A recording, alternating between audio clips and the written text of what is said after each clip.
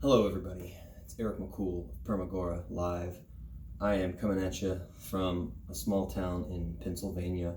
I've been on the road working and wasn't really planning to make any videos, but I've had some things happen to me today that made me think I should. So I'll just go ahead and get right into it since I tend to be long-winded. I'll try and keep this brief. I want to discuss today what's happening to our world and the changes that are being made. And in an obvious way, everyone notices them, and the dialogue isn't really questioning the intent. Well, to some degree, it's not really questioning the intent or the logic, how logical these changes are.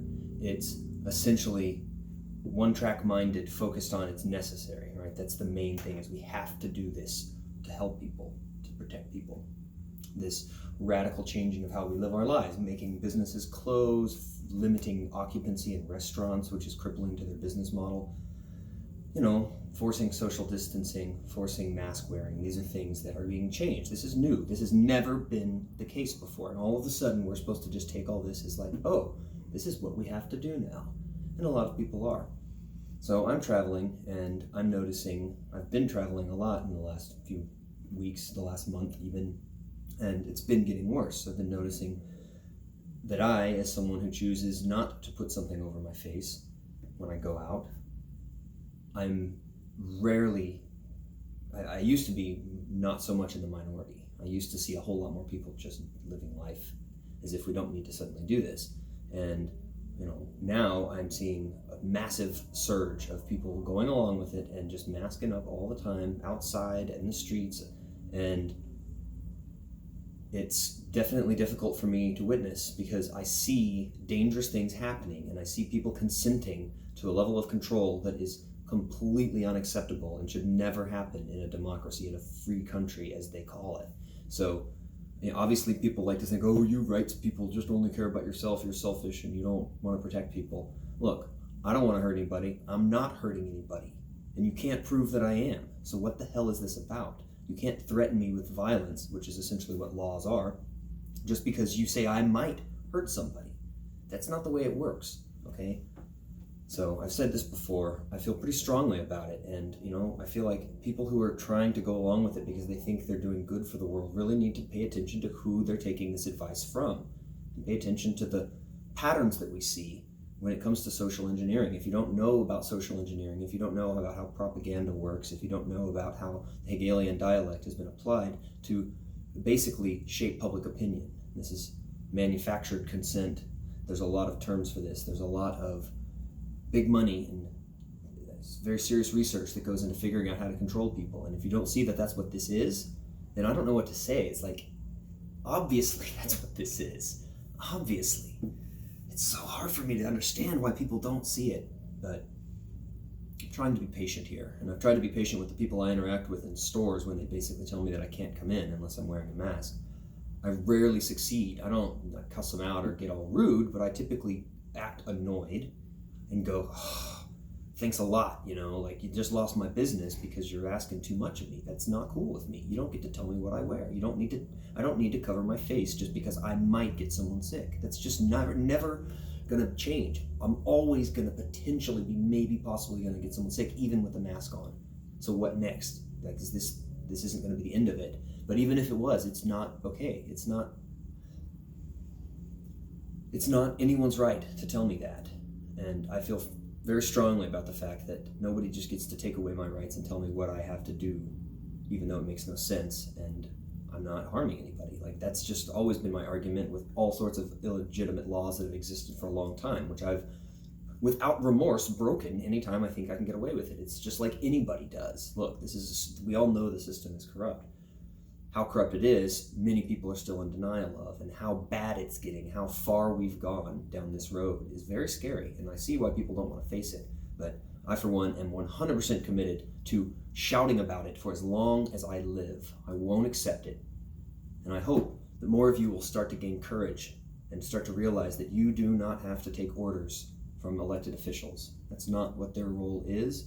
There's no possible way to justify that authority for them if you grilled them on it and really went over it. They're counting on you not. They're counting on you assuming that it must be okay, that, well, I guess they do have the power because look, everyone's doing it. This is psychological manipulation. They are tricking you into thinking you have to do it, just like they do with taxes, just like they do with most of the laws that they write and then say they're going to enforce. Typically, it's an honor system, and they're trusting you to be scared of them enough to just do whatever they say.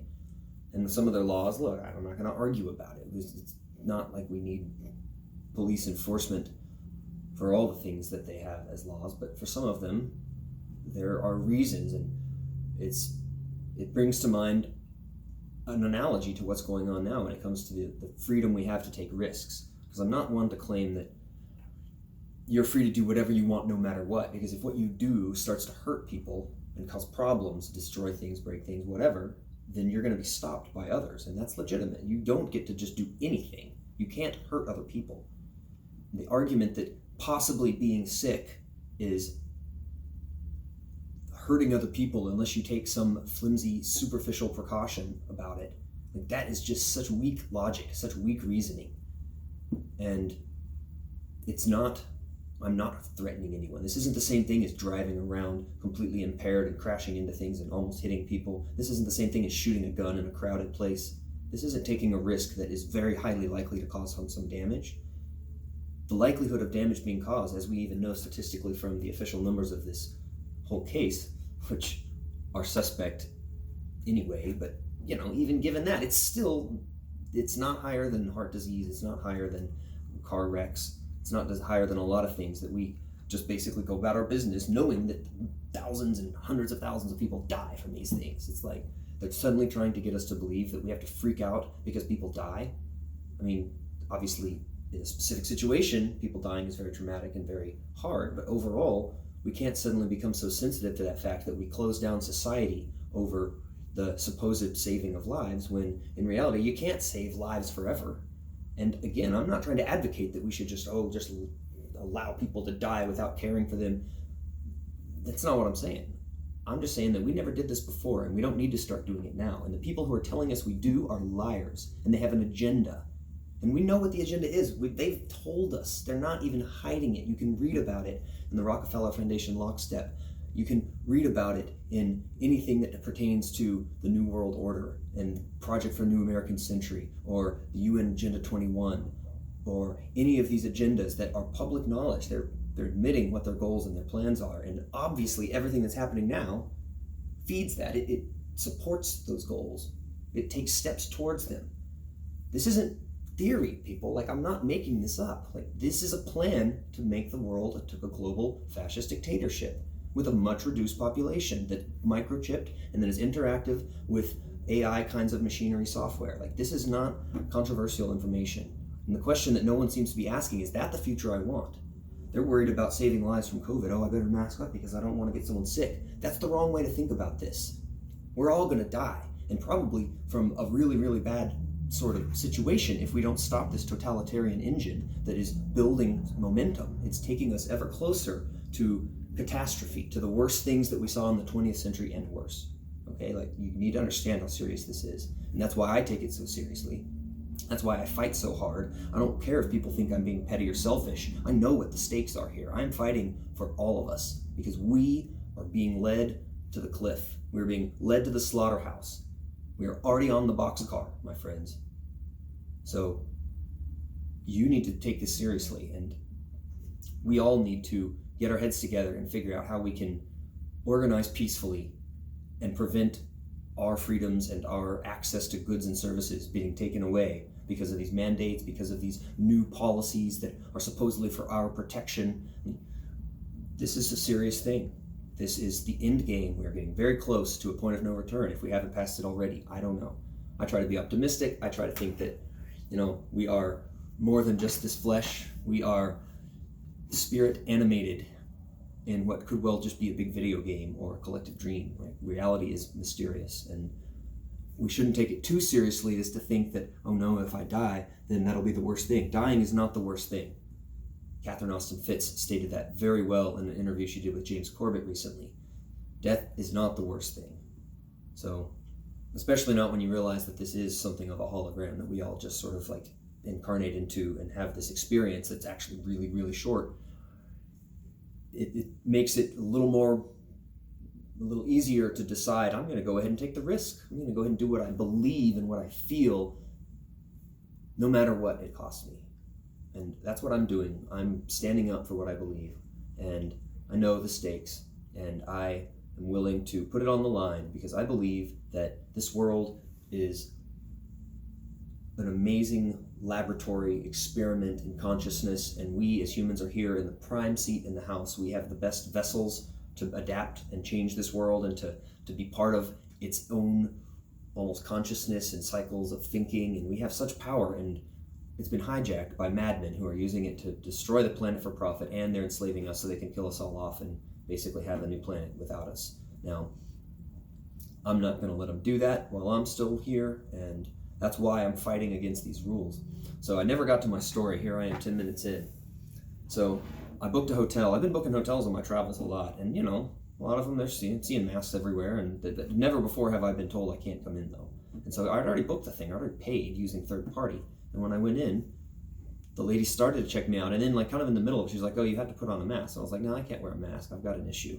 And she said, well, do you have a doctor's note? And I said, no, I don't have a doctor's note. And she said, well, then you have to put it on. And she kind of young girl. And I said, no, I don't have to put it on. I'm not going to put it on. I'll do what you need to do. You need me to step outside while you check me in? Is that going to make you feel better? And she's like, no, I can't check you in unless you put it on. And she's like, well, and I stood my ground. I looked at her for a long time, hard, and just looked at her like, you gotta be kidding me. She's like, well, let me call the manager. She called the manager.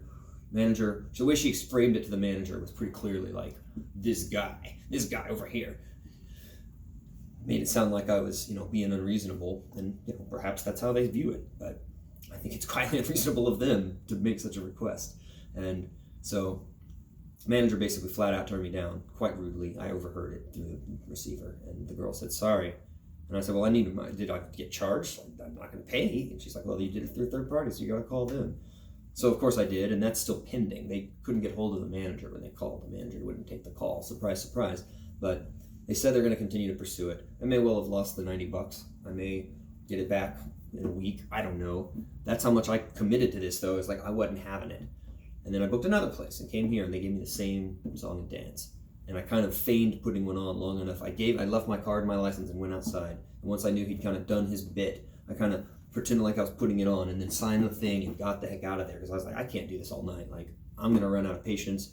And yeah, obviously I am going to get cornered eventually. It's going to make it impossible for me to go travel and work unless I compromise, or unless I come up with some other solution that's going to get me through, bend the matrix a little bit for me so I can slip on through and do what I need to do. And that's pretty much how it's been. In most cases, I wasn't allowed into a Whole Foods once, but pretty much everywhere I go, even though I get looks, sometimes if I feel like they're going to try and nab me, I get my sunglasses and my earphones, and I just beeline it straight in, and I don't turn my head. And I've never been chased down. So I feel like that's not going to work forever, though. Eventually, they're just going to have routine protocols, and they are normalizing this. In the minds of the common people, this is getting normalized, and this is going to get to the point where they'll do the same thing as they do with the ridiculous notion that you should be locked in a cage for possessing a plant. Nowadays, if you get arrested, common people will watch you getting arrested, and they're like, what do you do? Oh, he had drugs. It's like, oh, well, I guess he's broke the law. So we're not going to act like this is an injustice. We're just going to stand here while these police essentially abduct you and hold you for ransom. That's what it is.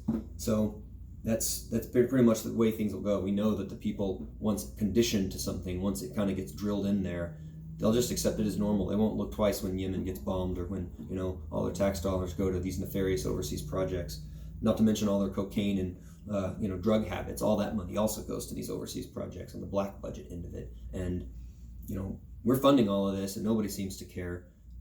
But we care about lives when it comes to them telling us we have to about a virus, right? We don't care about all the people our money's been killing, all the sweatshop slaves that make all the stuff we have. Some of us feel bad about it and we opine about it, but we still go and buy the stuff, don't we? I mean, how many of you are really, really doing great about only sourcing 100% homemade, ethically sourced things? It's and those of you who are, it's just because you're so wealthy that you get to do that. And that's a good thing to do with your wealth, I guess, to live that way. But we can't all do that. And it's we need to come up with a better plan than just talking about it and just thinking, oh, wow, this isn't right. But I feel like that's what's happening here. It's so many people know that it's not right. They know that this is not cool, but are they going to put their life on the line over it? Are they going to draw a line in the sand and say, this is not happening, and you can try and make me. You can come and get me.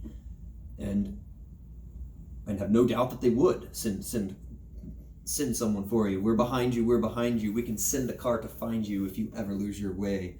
We are building a religion. Boom, boom, boom, boom, boom, boom. I love Cake. And that song, I ought to listen to that again, just because it's, in a way, speaking on this very thing about how they build mass delusions. They build collective consciousness through social engineering, through programming, through propaganda. And that's what they're doing now. They are taking over our world, no longer inch by inch. Now they're taking big steps, yards at a time here. We're losing ground, people. We're losing freedom. We're losing rights. We're losing control of the political process. I mean, we've lost all those things a long time ago, but I mean, we're seeing an even bigger step. Like now it's hard for me to get a hotel room. Now it's hard for me to go into a store and buy food. And, it's real, to be completely honest, it's real scary to me. I have a lot of anxiety about my future because unlike a lot of you, I'm not just going to comply. I'm not just going to say, oh, well, I guess we have to do this, which would make it easy, right? It gives you room to breathe for a little while. Ironically, it doesn't. But what I mean is it gives you like a window of no longer having to worry about the wolf at the door, the fascism that's descending on us, because it's not going to bother you as long as you just do these new things, right? No, it's just a patch. It's just a star they have to wear. Just wear the star, right? What do you want to get shot? Do you want to get called off to one of the camps because you refuse to do what they say? Just wear the thing. It's just a step towards that, y'all. This is all this is. They're just trying to totalitarian tiptoe their way right into our brains and our households and our businesses and our lives and our families. And like I said, they're not tiptoeing anymore. They're taking pretty big, loud steps. I plead with you, my friends. Have courage. Seek courage from that from which you draw your energy. Speak to your ancestors. Pray to your Heavenly Father. Pray to your Divine Mother. Use the goodness of your hearts to do what's right. And don't let other people tell you what that is. You must be directly connected to Source. You must be directly connected to whatever it is that moves you. If middlemen come in and tell you that they have the way and you just have to pay them, be wary of that. And please, make ready to stand. Make ready. Even if you're not ready now, make ready. For mark my words, the day is coming when even you, skeptic, who wants to just keep believing them, when even you will know it's time. We are undone. Now it is time to make whatever stand we have to make. So that'll be all for tonight, my friends. I will probably be coming at you some more from the road, just because I kind of like my crystal setup that I did here. And, I feel really protected. I've got these really powerful minerals, representatives from the mineral kingdom, with me at all times. And from them, I'm learning a lot. I'm learning about resiliency and about how long time is. So, wish you all well, and I'm going to conclude it now. Good night.